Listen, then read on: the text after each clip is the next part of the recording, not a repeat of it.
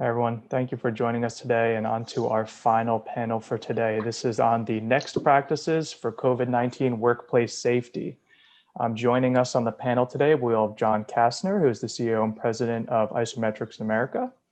We have Chris Fanning, who is the president and CEO of KPA. And we have Rodolphe D'Argent, who is, pardon my French, who is the managing director and the global head of research at Verdantix. So I want to thank all of you for being here today on our panel. And we just kind of want to talk about, today's been a great day. We've talked a lot about where COVID-19 fits and where integrated risk management fits for COVID-19, how it affects workplace safety.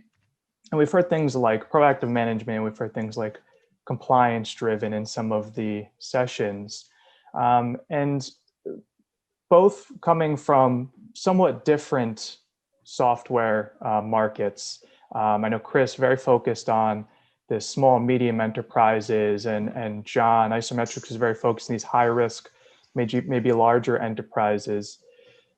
In your experience with your customers, have you seen the COVID-19 response for workplace safety being driven more through compliance as a kind of a reactionary compliance response, or are you seeing firms taking a proactive risk management approach to it? Maybe Chris, if you could go first. Sure, thanks. Appreciate you having me, and welcome to everyone joining the panel. I think the answer is both. I mean, one's driven by necessity, the compliance end. I'd say it's probably even a little bit more in the small, mid-sized business market, driven more by risk management. It's driven by the pandemic, the fear and uncertainty that it brings. Clearly, COVID has moved mindsets. I mean, EHS investments up. We see that as we poll the customer base and a lot of the prospects that we have. There's a clear requirement that people need to be thinking about. In the U.S., there are state level legislation that is getting passed. Great example is the state of Virginia, which recently passed the emergency temporary standard. It requires all businesses to conform to certain compliance measures and do so within a 30-day period. And so we were able to very quickly keep abreast of that state level activity and provide kind of the regulatory requirements in our software. Just the awareness up, but there's a lot of businesses out there on the smaller end of the scale who need a lot of help because they just typically don't have large safety staffs who are able to monitor all of the work. So I think risk management is becoming acutely more concerning to the workforce. People are nervous about returning to work with COVID. And of course, that has a domino effect for other factors within the work environment. So I'd say the risk management is probably a little bit higher, but the compliance is quickly coming up, I should say, just because people are becoming a lot more aware and the lawmakers are becoming more active, of course. Mm-hmm. Great. And John, in your experience, has it been similar? Yeah, and again, first of all, just similar to what Chris has said, thanks for having us, and thanks for everyone who's joined. Certainly enjoyed all of the previous sessions as well. I mean, I agree with Chris. At IsoMetrix, we sort of consider ourselves a risk and compliance management software. So there's certainly an aspect of both. I think in the shorter term, what is compliance in the time of COVID-19? There isn't necessarily this vast set of laws, rules, and regulations that are set at this point. So, it's been a lot of maybe guidances and recommendations, and now some of the actual regulations, as Chris alluded to, are starting to emerge. So in our experience, it's been more on the risk management side for sure.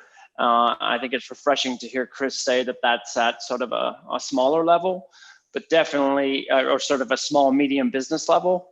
We do tend to work with sort of large multinational customers that have a risk management mindset. And I think the most common theme or thread that we hear from them, and this is just kind of in line with the way they do business, it's not so much about risk management, it's about control management. And if you listen to what everybody was talking about in terms of all of the things that they've done, I think those are putting controls in place and the need to continuously monitor those controls is really what's been sort of driving, I think, this focus on risk and control management. And I know we'll talk about it in sort of a broader context, I'm sure, as this goes on in terms of, what that looks like. I think one of the most interesting things for me was, we all had to go to the grocery store during this time, right? So I walked into a grocery store. I won't say which one, but they had a sign right there at the checkout that talked about, frequency and duration and exposure. And I said to myself, that's industrial hygiene risk assessment. That's kind of interesting to see that in a grocery store setting. And so I think that was maybe the telltale sign of like a lot of the stuff that's in place is about what the environmental health and safety or even the industrial hygiene or risk professional kind of focuses on a daily basis. Great. Sure. And I think you were saying there's obviously this focus on the risk management, and there's a bit of the focus on compliance that's being driven by these regulators. But with COVID as a major event and an ever-changing event without an end really in sight, do we kind of, in your opinion, Chris, in your opinion, what kind of outcomes would focusing on either of these strategies kind of lead to? If a firm is focused primarily on compliance-driven strategy or on proactive risk management, what would you think that could lead to? What kind of outcomes could that lead to moving forward? Yeah, I think in the SMB sector, which again in the U.S. over 30 million businesses fall into that category, so it's huge market. I just think one is much higher awareness. So that's one point. Two is a lot of these companies either have one EHS person, or maybe it's an HR individual who has bundled responsibility. So you don't have big staffs, unlike a Fortune 500 type company. But I do think the EHS individual this year has clearly is getting a stronger voice within these companies. And what we see is people are really just trying to figure out, like, what do I need to do? Like, what's required? So you could view that as more the compliance filter.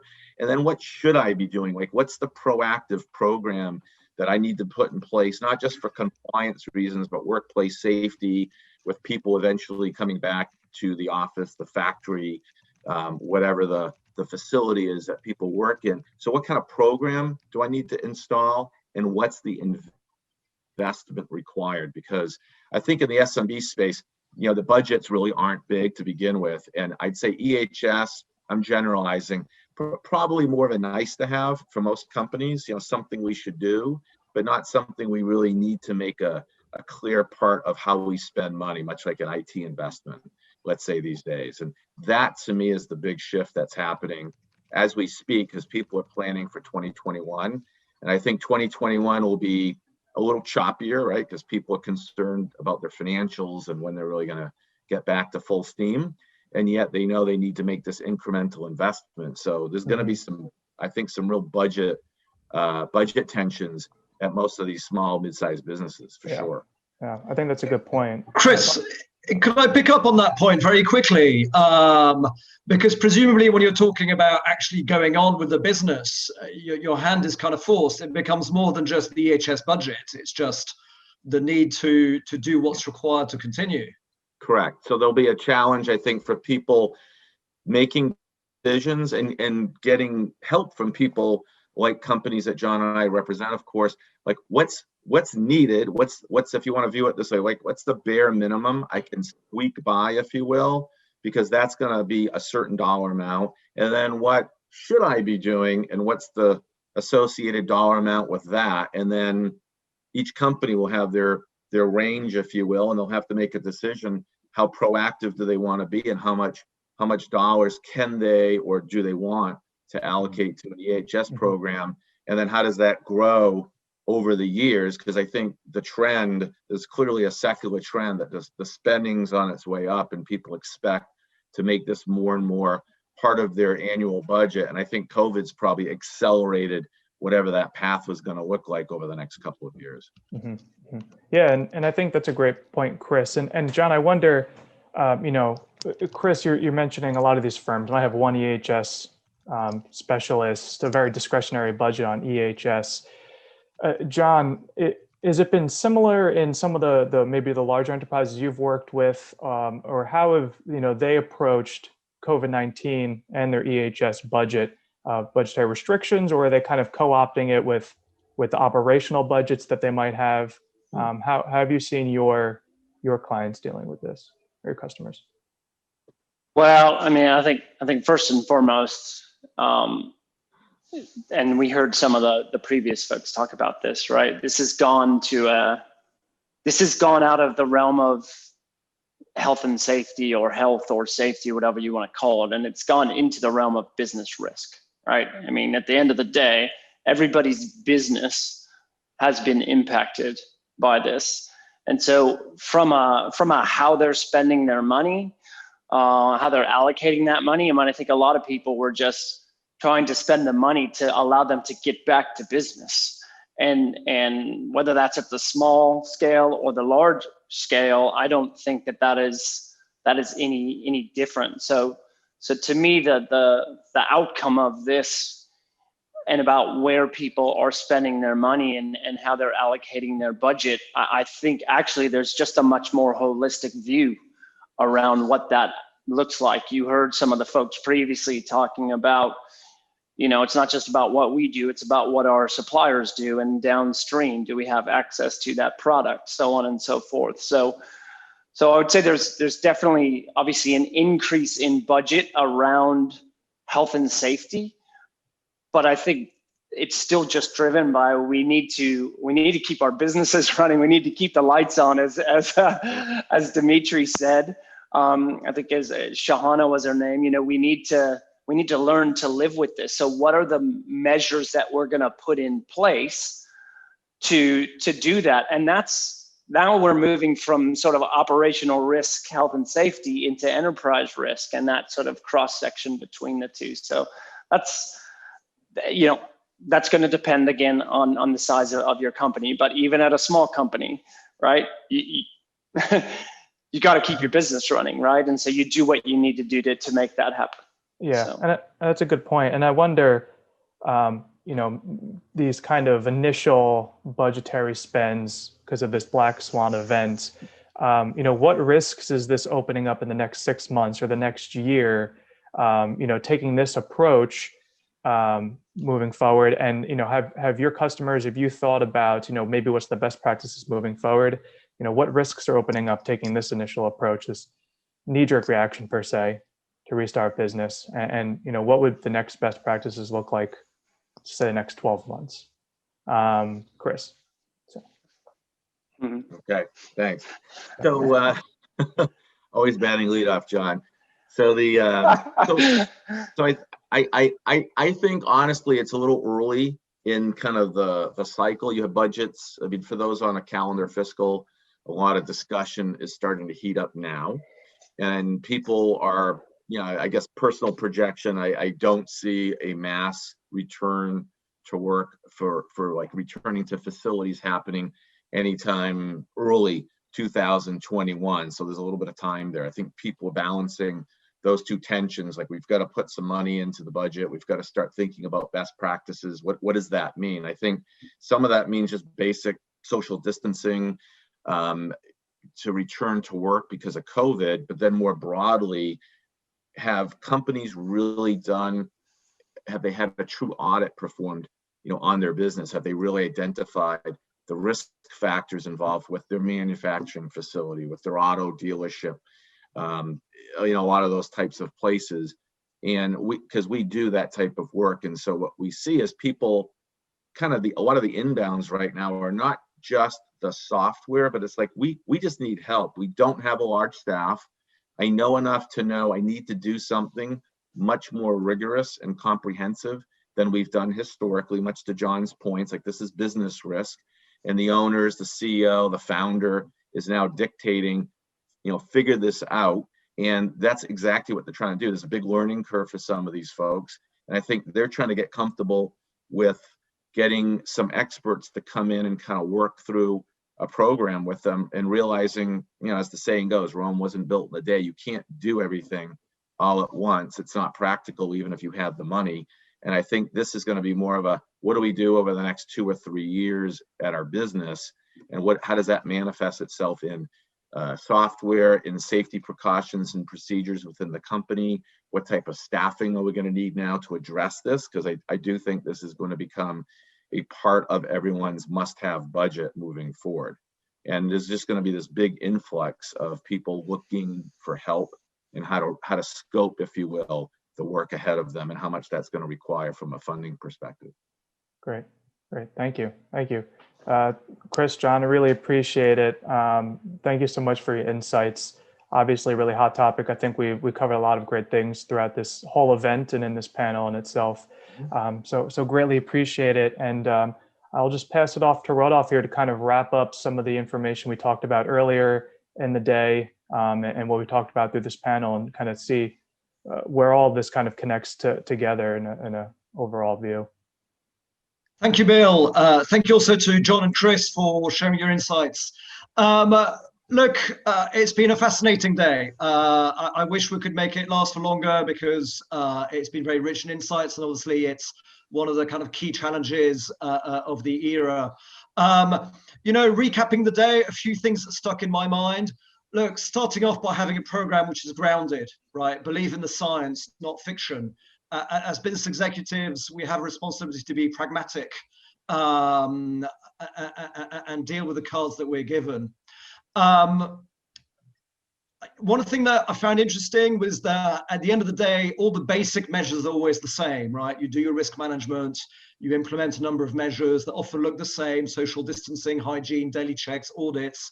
But then how you augment your program and how you make it stick, I think we've heard a lot of interesting points about variations around that, given people's operational constraints.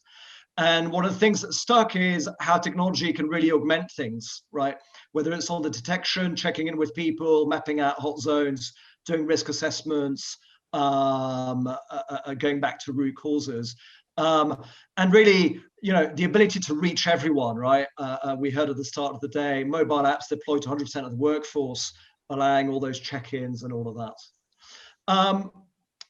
Very interesting to hear from Dimitri in terms of critical operations and the lengths that you have to go to if you're running critical operations, from waves of 100% testing to building out your own hospitals to isolate people on the spot. And that links very much with John and Chris's point of when business risk becomes, EHS risk becomes business risk. And actually the pressures and the difficulties in the SME market where budgets are tight and all the gaps that still exist around what's required versus, what should I do? We heard a lot about working with the staff, right? In partnership with the staff, listening to the teams. Some points that hadn't really clicked with me before, but actually work from home can be tough, but also fear of returning back to the office, right? So people really caught in an uncomfortable position, whatever they choose to do. And actually people need a lot of support on that front. From the questions we're getting, it seems a lot of people are worried about enforcement, about management's ability to make this happen. And so there was a lot of discussion around management's role in terms of leading by example, in terms of thinking through every angle of an employee's pressures and giving them enough flexibility to be able to respond, as well as providing the tools, while staying switched on to the risks of COVID fatigue. And going forward, to finish off, sadly, the conclusion from most of the people is that as pragmatic business leaders, we have to assume that it stays for a while. Again, planning for the worst. And we talked about the resilience of the organization and the capacity to adapt, but actually the resilience of the employees as being a huge area where we need to use all human and technology means to be able to support these people, because at the end of the day, that's what's going to carry organizations through. So that's it from me. I would like to say thank you to everybody involved throughout the day. I think it's been exceptionally rich in insights. And I hope you can join us for more similar events over the next few months. Goodbye for now.